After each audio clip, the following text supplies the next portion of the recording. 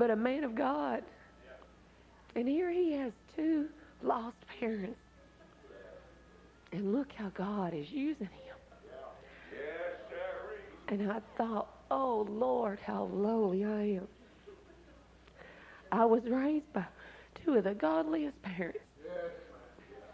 And I feel like nothing.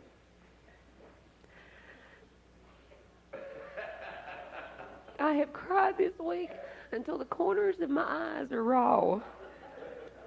And I have laughed. And I have been blessed. And when Brother Charles started going over that again last night, literally, and I mean this, and oh, Lord knows, my insides were trembling. I mean, they were literally trembling just listening to Brother Charles describe that again. And I just kept thinking, Lord, you're not no respecter person. That can happen to me too. But August the 10th, well, a few days before that, the Lord had laid on Daddy's heart, which, that's my daddy. The Lord had laid it on his heart to have a revival at our church down in Florida. And the Lord had also laid it on his heart for him to do the preaching. And he had got up on Sunday morning and he said, we're going to give a Bible away to the one who brings the most. Well, boy, I got out that next day, and I went in that subdivision we lived in, and I was grabbing every kid I could, and I was telling them, I want that red Schofield Bible. Now, you got to come to church with me. Well, that first night, I had a pew all to myself with all my friends, and Daddy started preaching. And, boy, I just felt that convicting power. I was just a 7-year-old little girl. I'd been raised under Ed Blues preaching all my life. But that was the first time that the Lord had spoke to me and really showed me I was lost. But that old pride that Brother Charles was talking about, I was holding on to. I thought, I can't go that altar. All these kids are here. And, well, I went home that night. I covered my head up with the covers. I was scared to death. I could have easily walked in my mom and dad's room and said, pray with me. I want to get saved, but for some reason, I still held on to that old pride. The next night, them same kids went back to church with me. And my heart was about to beat out of my chest. They just kept singing, just as I am, just as I am. I thought, please. But on Wednesday night, when I come back, I had more kids with me that night than I had the other 2 nights before. But I couldn't stand it. I just couldn't stand it. The altar was filled. I mean filled. There was people all over the place. And I was sitting right about over there where Karen and Aunt Peggy was sitting.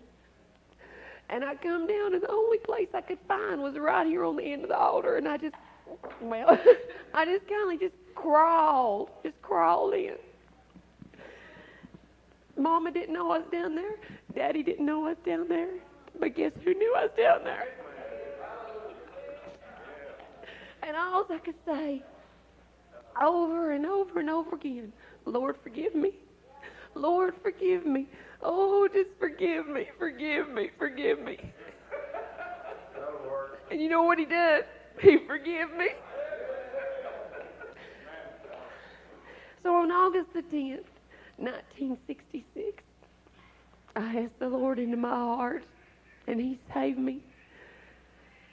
I've been raised in church all my life.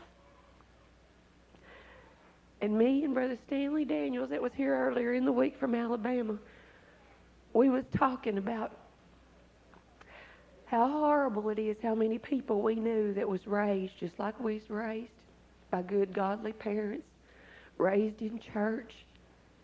Now you can't even get them to darken the Lord's house. And we just sitting there talking and wondering, what happened? What happened?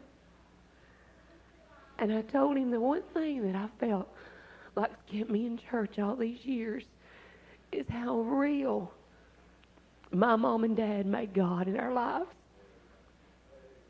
It wasn't a joke. It wasn't a part-time thing. It wasn't just, it was our life. Sure. It was our life. It wasn't, well, are we going to church this morning? Or are we going to go to church tonight? It was just our life, just like breathing. It was our life. And if we don't show that to our kids today, we're going to be in trouble. Amen. And I just want to tell all you men of God that's got up here behind this pulpit this week, you'll never, never know until the name of this song, Tomorrow, what y'all done for me this week. God bless you. You have blessed me and blessed me and blessed me. The people here at Way of the Cross has been blessed. Yes, we have. Y'all pray for me while I sing this. I told somebody the other day, well, Daddy didn't have no sons, and I can't be a preacher. So I'll be ordained women out ordained. But I do love this song. It's not talking about that tomorrow at 1 minute after 12. It's talking about that great tomorrow, when we won't have to say goodbye anymore. When we will have a jubilee from here through eternity. Y'all pray for me.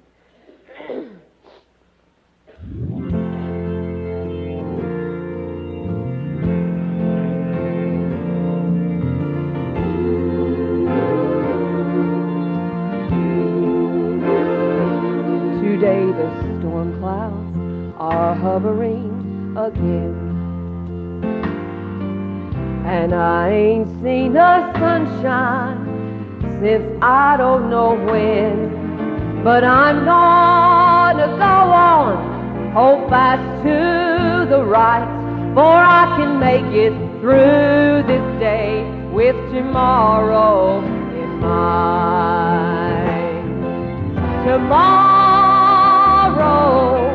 the sun's gonna shine.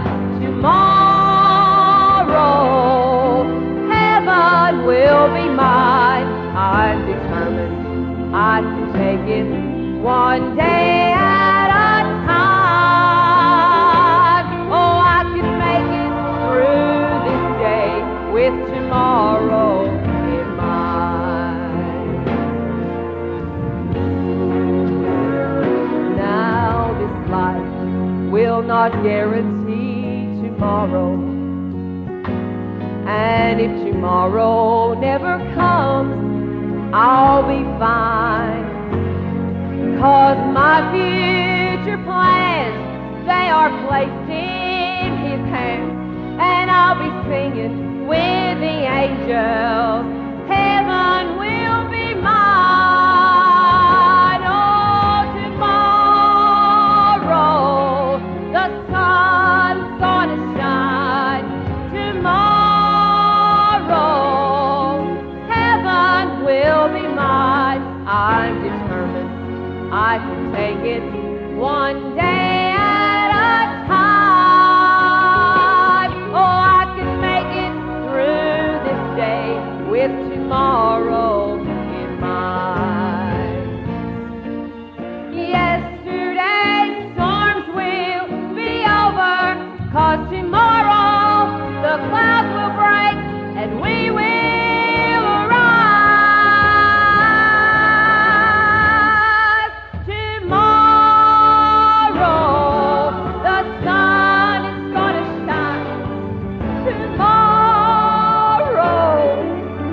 heaven will be mine.